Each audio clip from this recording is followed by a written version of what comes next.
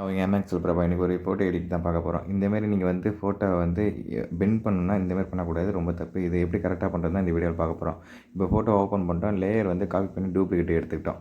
இப்போ டூப்ளிகேட் எடுத்த பிறகு செலக்ட் ஆப்ஷன் கொடுத்து சப்ஜெக்ட் உள்ளே போயிடும். சப்ஜெக்ட் உள்ளே போயிட்ட பிறகு அது சுற்ற பிறகு வந்து லேயர் மாஸ்க் பண்ணிடும். லேயர் மாஸ்க் பண்ண பிறகு அது இன்னொரு டூப்ளிகேட் காப்பி எடுத்துக்கும். அது வந்து கண்ட்ரோல் லெஃப்ட் கிளிக் கொடுத்துட்டு வியூ கொடுத்துருங்க. இப்போ வந்து நம்ம வந்து சப்ஜெக்ட்டை மட்டும் மார்க் பண்ணியாச்சு. அது மாடிஃபைட்டில் போயிட்டு எக்ஸ்பெண்ட் பண்ணுங்கள். இப்போ லோட் ஆகும், இல்லை சைஸ் வந்து கொடுத்த பிறகு லோட் ஆகும். ஓகேங்களா? இப்போ வந்து என்ன பண்ணுறீங்கன்னா,